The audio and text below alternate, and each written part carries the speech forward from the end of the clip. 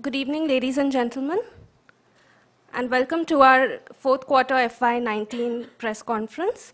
As always, I would request our CEO, Mr. Rajesh Gopinathan, to begin with his opening remarks, after which we'll take your questions. Thank you. So,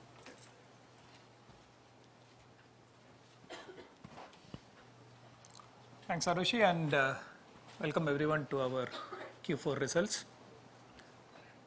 I'm very happy to share that we have had a very strong Q4 to wrap up a picture-perfect FY19. Let me walk through some of the numbers and then I'll talk a bit more and provide color on both the quarter as well as the year. So for the quarter, we have crossed a big milestone once again. At 38,000 crores, our revenue has grown by 12.7% CC and 18.5% in INR terms on a Y-on-Y basis. At 8.5% dollar growth, our growth acceleration on a quarterly basis continues. The quarter has also been marked by strong operating margin growth, which has expanded 17% on a year-on-year basis. And going on to the net margin also, at 8,100 plus crores, this has been a very steady net margin performance, with net margin expanding more than 21% and coming in at 21.5%, 21.4% for the full year. That's from the profitability metrics perspective. From cash generation also, it has been a very strong year. Our total cash generated from operations this quarter is more than 8,000 crores, with free cash flows of more than $1 billion, and our cash conversion rate at slightly more than 98%, in range with our long-term averages. When you look at it from segment perspective, one of the most important things is that our large segments like North America continuously inch towards the company average and the double-digit trajectory that we have set for all our businesses. North America registered 9.9% growth on a year-on-year basis. If you look at UK, this is a standout performance. Our long-award approach that macro is just the environment that we work in, but we are more focused on opportunities at a customer level and making investments and making sure that we utilize those opportunities and fully participate in that is best showcased in the performance that we have seen in UK. UK grew 21.3% year on year, and I'll share the full year numbers also. So we are very happy with our performance in the UK market. And on to Continental Europe. Continental Europe has been steadily growing and it continues its above average growth, registering a growth of 17.5%. Similarly, from a segmental results perspective, BFSI had a milestone quarter, breaking into double-digit year-on-year growth, registering 11.6% year-on-year growth for this quarter. And we'll come to the full year numbers also on that later. Life Sciences, as has been in the last few years, steadily continues to grow at a very accelerated pace, registering more than 18% growth. And retail and CPG also continues its double-digit trajectory, and the recovery in this vertical is also quite heartening. From a large customer perspective, we have added more than 6 new customers in the 100 million plus bracket, and our digital revenues now constitute more than 30%, at 31% of our revenue, growing at 46% year on year for the quarter gone by. Overall headcount addition has been very strong. We added more than 29,000 people on a full year, rather on a year-on-year basis, and our attrition continues to remain very an industry benchmark with industry-leading retention rates and an attrition rate of 11.3%. Looking at the numbers from a full year perspective, we have delivered $20.9 billion of revenue for the year gone by at 146,000 crores, which is a growth of 11.4% in CC terms and 9.6% in dollar terms. Rupee revenue growth came in at 19%. Even more heartening, our operating margin expanded 79 basis points for the full year and came in at 25.6%. And our net margin remained steady at 21.5%, growing at 23.8% year on year, and delivering a 40 basis point improvement at the net profit level. So overall, very, very heartening set of numbers. Cash conversion is also very strong at more than 100%. And if you look at the segmental results, they in many ways mirror what I spoke to you in the Q4 results itself. North America, as I said, steadily continues to march towards its double-digit trajectory. For the full year, North America has delivered 8.3%, which is more than double of what it had done in the previous year. UK, I already spoke about the focus on customers, focus on opportunities, resulting in a full year revenue growth in the UK market of 22%, which is something that is really a standout performance. Continental Europe, once again, as I mentioned, it's been a steady performance there, market leading in company leading growth. And we are very happy with the work that is going on in both UK and Europe. BFSI, compared to where we were at the same time last year, we are in a much stronger position.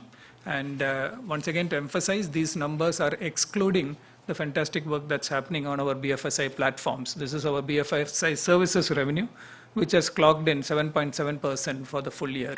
Energy and utilities, life sciences, healthcare, all of these are registering close to 20%, 15% plus kind of growth rates.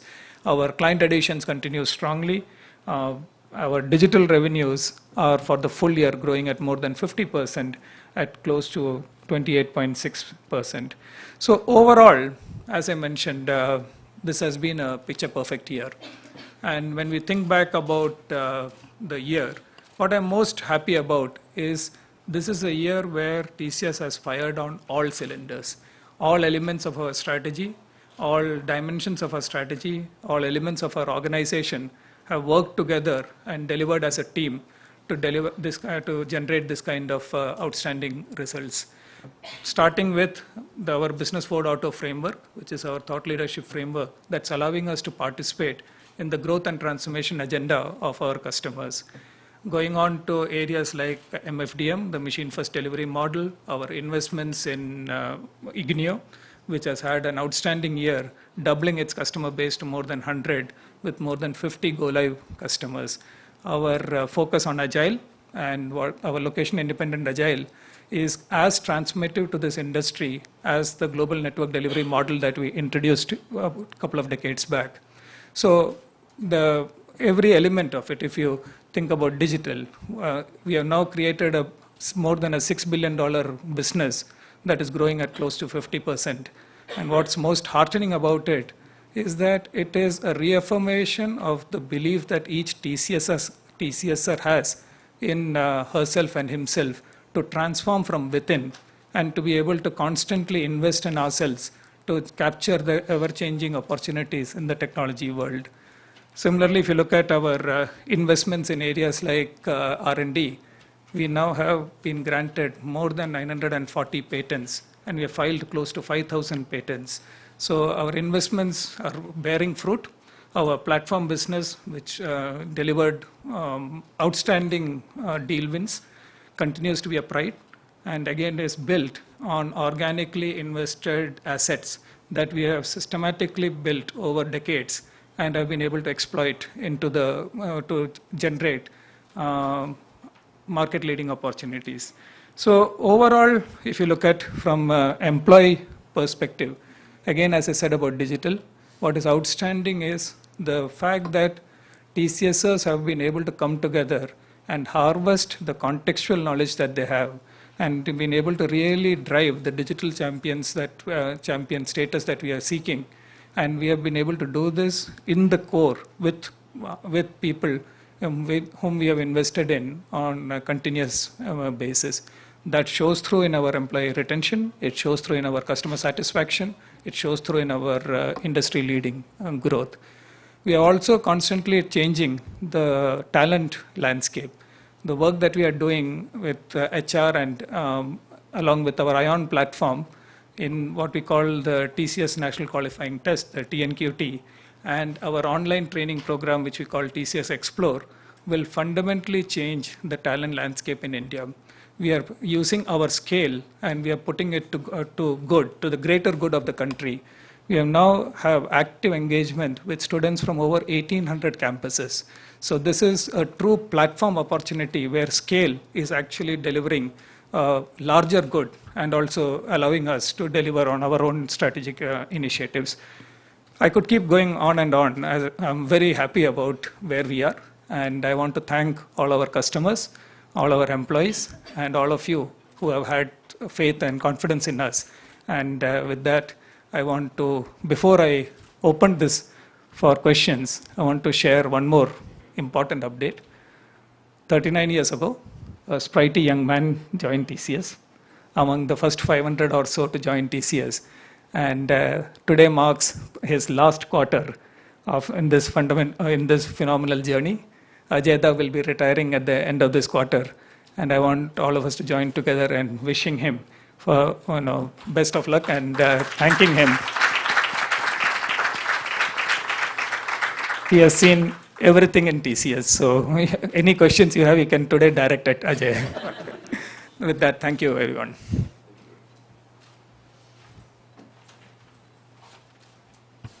Thank you, sir. We'll now begin with the Q&A. The first question is from Sajit Mangat, Bloomberg Quint. Rajesh, good evening. Congratulations on achieving $20 billion mark. It seems every 5 years you're doubling your revenues. My first question to you is with respect to the growth which you have clocked into FY19. 11.4% on CC terms and 9.6% in dollar term growth on a year-to-year basis. How sustainable is this 11% growth for you? The second one which I have is with respect to order, because your commentary spoke about that the order book is now more than 3 quarters, bigger than the 3 quarters. Can you give us a color of the order book? How big is it, and from which region is it coming in? And the third one is on your capital allocation policy. Is there a change in that policy, or have you increased the capital outgo to the shareholders in the next or coming financial year? For Ramki, Okay, fine, go ahead. I can take it one by one. Okay, let me address the TCV part of it. So in this quarter, we have closed total contract value of more than $6.2 billion. And most interestingly, this has actually come from many markets. So it has come from Europe, it has come from UK, India, Middle East, from verticals, different verticals it has come across. So it has been a very broad-based one, not just lumped together in North America or BFSI. So that's one of the big things that gives us the confidence about the momentum that we see. I don't want to comment on the specific number, but if you look at where we were at the same time last year, we had very large segments that were actually dragging on growth. We were growing at less than 2-3% and had large segments. We also had the benefit of a few large deals. Now we have a much more even portfolio where almost all the segments are close to the company average, so that we don't have any specific laggards per se to talk about, any large segments that are laggards. So that sets us up nicely into the new year. We are exiting this year or entering next year with a 3.6% growth locked in because of the Q4 performance that we have. And this compares to something like 2.5% for last year. So we have a percentage point lead on that side also, about 80 basis points lead. So net, it's in a good position. We have runs on the board. We have a great team, and we are looking forward to play. The 11.4% growth. Question. Then I'll ask all the question in one go then. No. So we have to restrict ourselves to one question. So the 3 questions which I asked, one was on the TCV, the second one was on the kind of growth that you had for full year in dollar terms. Are you confident of double-digit growth going forward? And Sajid, I answered the growth in as much detail as I can. Okay. Yeah. And the capital allocation policy, is there any changes to that? At this point of time, there is nothing.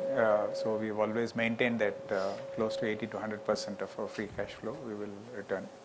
So if there is a change, we will come back. Okay, Your Sajid, margin we'll have to part come of back to you. 26 to 28% was something which you had guided last financial year. We ended the year at less than 26%. Are you still continuing with that kind of guidance, and what are the levers that you have to push through in FY20? I think we have said that this is not a guidance, but it's more an aspiration. This is our own target, which we look at. If you look at the full year, we closed at around 25.6, and which is about 80 basis points, 79 basis points increase over the last year.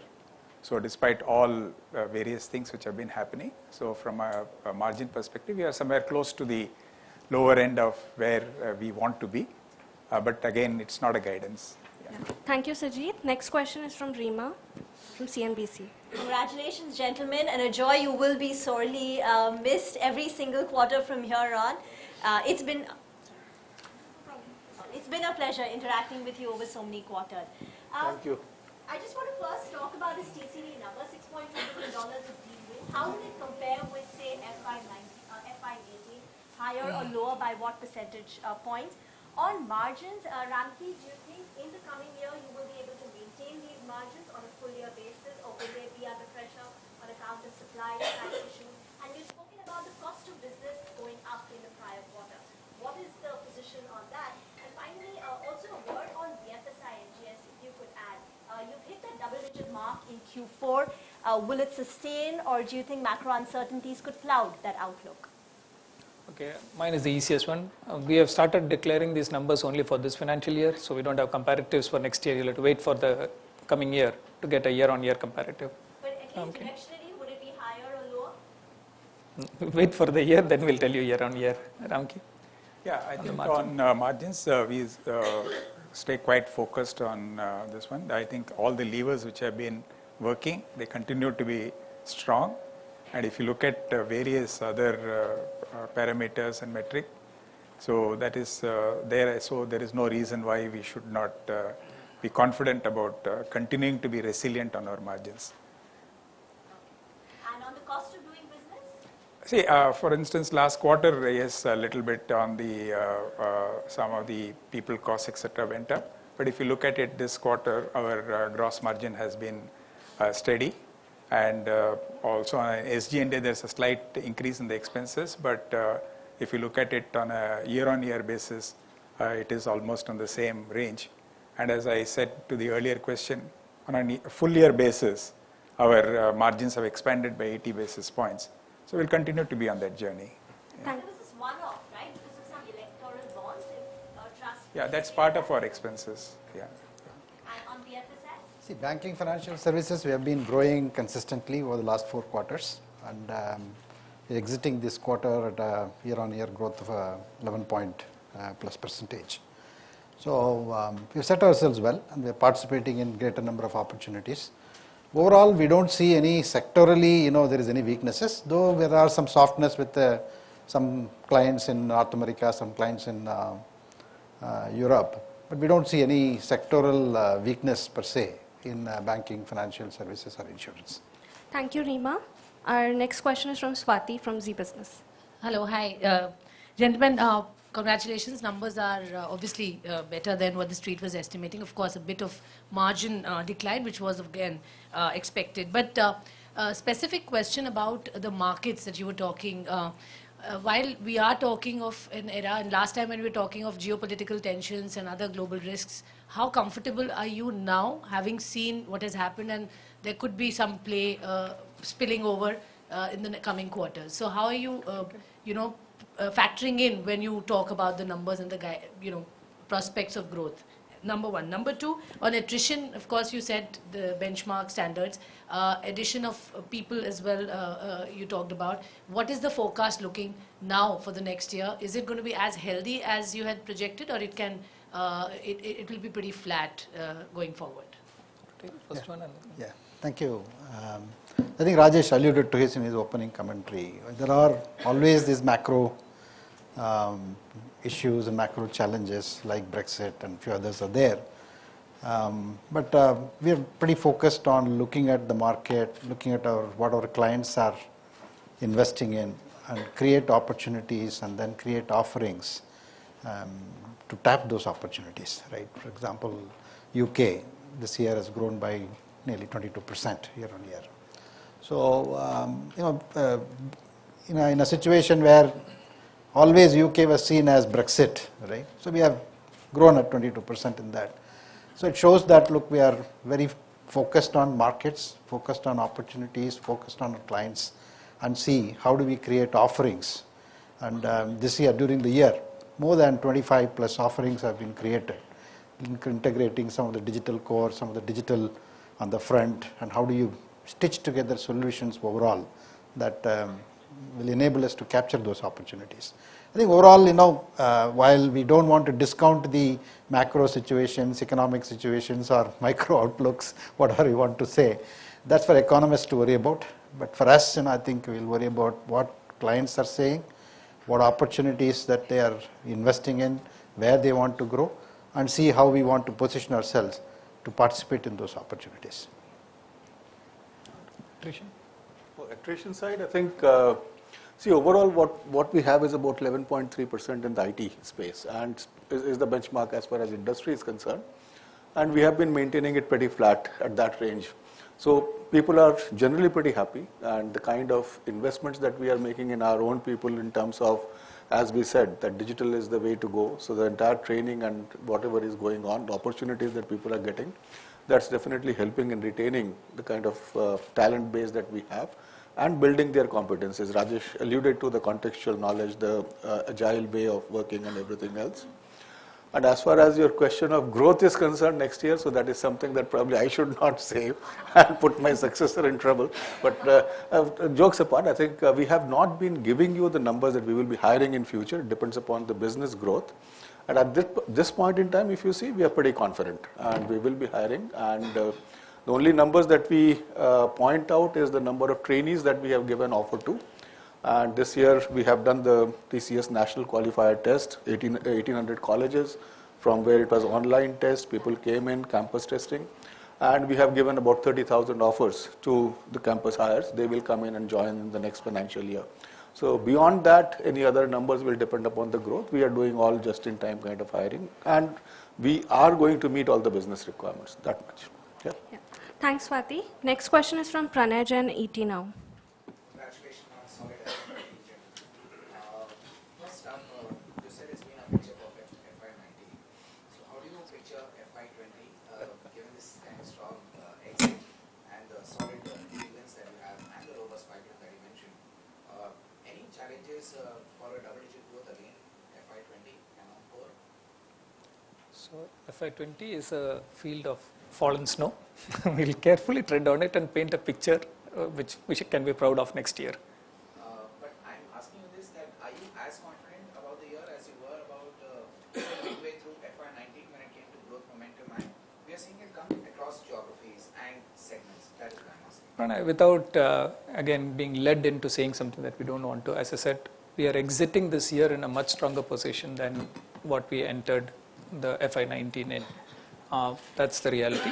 There is everything else you guys actually know more than we do.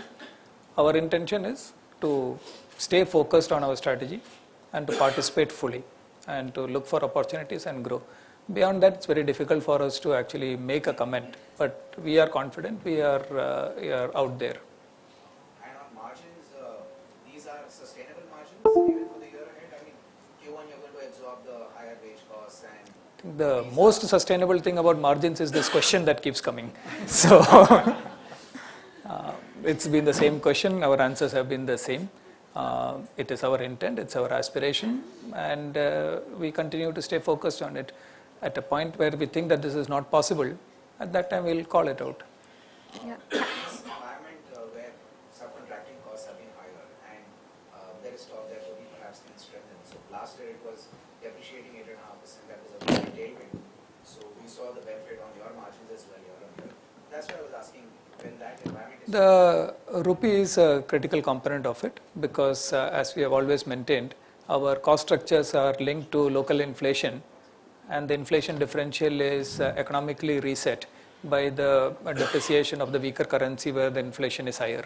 So that is part and parcel of our business model, and any short-term movement in that volatility will come through. But structurally, we are in a good position. Thank you, Pranay. We'll have to come back to you. We'll come back to you. Next question is from Neha Tyagi, BTVI. Good evening, gentlemen.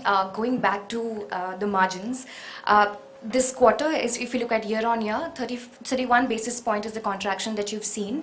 Can you talk to us about where this contraction is coming in from? Is it because it is a seasonally weak quarter, or is there any specific reason?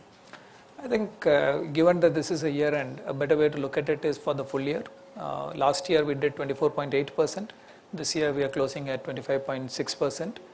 We have good momentum, and we will see where it goes. There are multiple positives as well as multiple challenges that you guys have laid out. We think that we should be able to get it back in and keep it somewhere in that range that you have spoken about, and that's our intent, and we'll be working towards that. So your digital revenue is growing in a very healthy manner. Can you talk to us about some of the biggest projects or strategy that you're currently working on? No specific projects to call out on, but more and more digital is becoming very core to the overall growth and transformation that customers are seeing. We have spoken about areas like wealth management, where a combination of automation and digital transformation at the front end is fundamentally reshaping this industry. Retail has been at the forefront of what is going on. Customers are completely reimagining the way organizations are structured, going into what is called as moving from a product-centric organization to a customer-centric organization, and combining digital and agile and going into product-centric ways of thinking about their delivery methodology. So it is now becoming very fundamental to everything that is going on, and that is where the volumes are coming and the size and the acceleration is coming from. So just lastly, firstly, your partnership with Google Clouds, what is the kind of opportunities, the synergies that you're looking at? Also an update on the US discrimination suit. On the cloud side, we continue to participate with all the major providers. Our positioning is actually as a client-centric organization, which enables a customer's heterogeneous hybrid cloud strategy and provides the customers an ability to maintain their strategy beyond on a technology and a vendor agnostic basis. As part of that, we are strong partners to all providers, and that system integration strategy continues afoot. Yeah. Next question is from. Yeah. On that one, we have won the jury trial, and the matter is decided on principle. We have won it. Operationally, we have decided to settle the issue across a multiple one, but that's a pure tactical call, just because of the way the legal structure operates in US. The win is there. Our principle-based stance has been taken. The rest is just an operational call. Thank you, Neha. Next question is from Harshada Sawant, CNBC Awaaz. Hi, good evening. Great quarter. Just wanted to check with you. We've seen great growth in revenue, but margins seem to be stuck around the 25% mark. So are IT companies at this point in time chasing growth and letting go of margins, or since you said margins will be resilient, how soon do we see them picking up? We are Is it a conscious among the global IT services industry, our margins are the highest. Yes, I know where. So beyond that, what can I tell you? No, at this point in time, because your growth numbers are far better than your peers, and the peers are also beginning to pick up. So I'm just trying to understand as to, are you looking at perhaps scaling yourself more in growth, and you'll be comfortable with the margins at these levels? We are comfortable at margins at this level. They are close to our aspiration levels. I mean, 40 basis points here or there does not move the needle. From a strategy perspective, we are focused on many other dimensions. The platform strategy that I spoke about, Business 4.0 as a strategy, our talent transformation strategy. So our minds are more occupied along those lines rather than the last 20 basis points. Thank you, Harshada. Our next question is from Megha from Economic Times. Hello, sir. This is Megha from Economic Times. You said the TCV was about $6.2 billion this quarter. Could you give us a sense on what was the average deal size? I'm asking this because analysts like a year back said that, the era of large deals is over and we will see much smaller deals. So if you could throw some light on that. While we don't give that statistic, but we have been announcing multiple large deals. As you know, in this year, we have announced deals that have been largest in our history, $2.5 billion, aggregate deals of more than $6 billion in single quarter across just 3-4 large ones. So I don't think there is merit in generalizing that large deals are over or large deals are back. There are opportunities which are large, there are opportunities which are small. In aggregate, the market continues to be fairly strong and we are participating aggressively in that, and our deal wins are a testimony of that.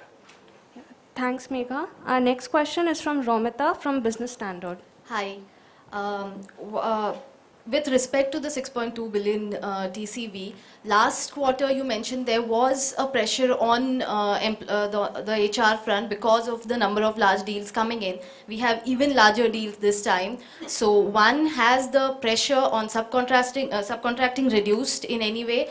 Also, this is the March quarter, so in terms of last year you had announced I think 120% variables for the quarter, as well as what is the variable payout that employees can expect this time, if any, and also in terms of salary hikes across the globe, what has it been like?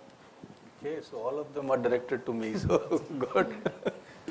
Let me start from the end. Okay, the last question. So as far as salary hikes are concerned, it's good news for our all TCSers.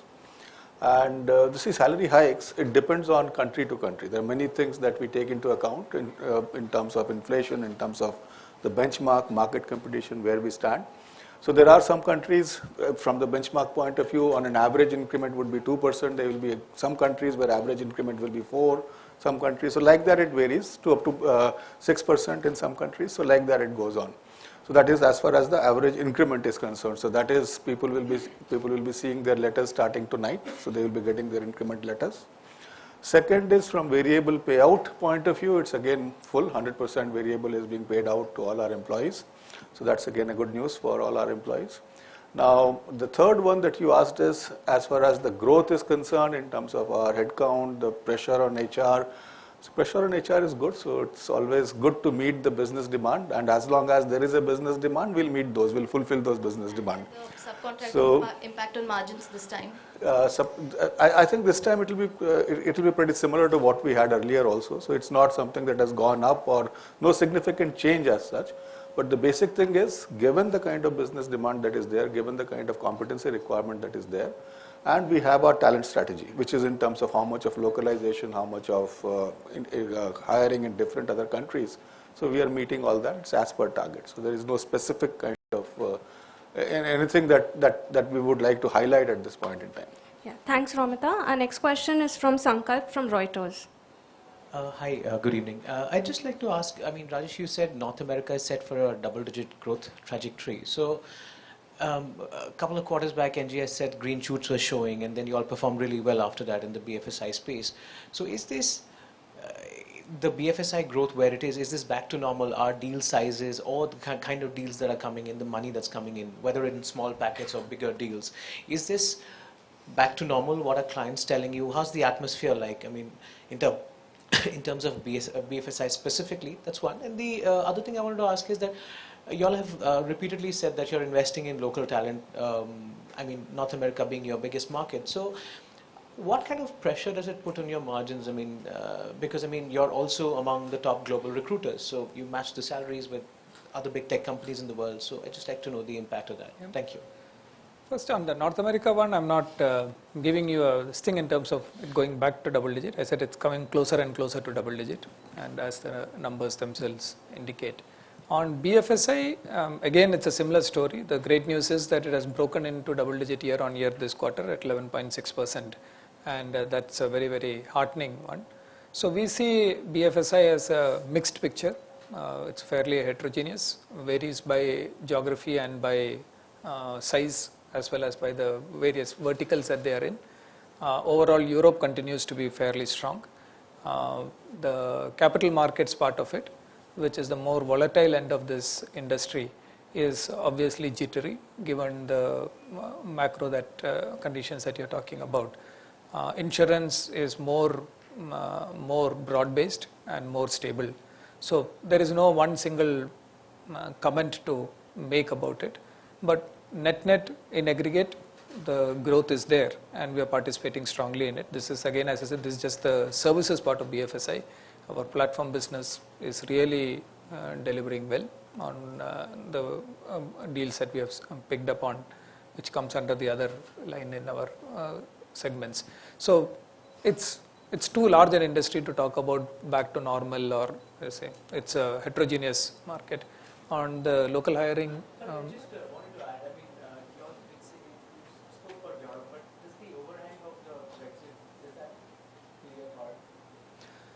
on both sides of the Brexit angle, we are growing at 20%. So I think the more important takeaway, and which we have always maintained, is that the macro is important, but the macro doesn't buy from you. Customers buy from you, opportunities chase. So as long as we stay focused on customers and opportunities, that's where the business is.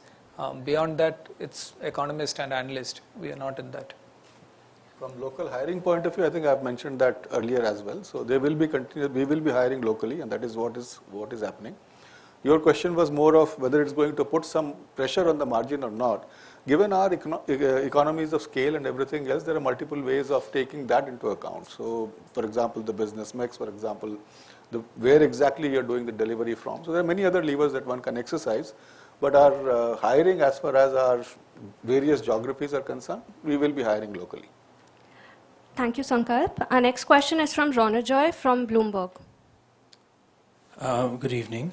So there have been some changes in the H-1B visa framework that seem to favor applicants who have advanced degrees from US universities.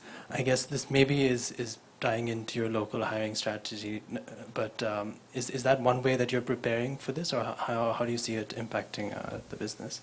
See, from a H-1B point of view, yes, there are some changes, but local degree, that was always one of the criteria. It's just the way the lottery will be done.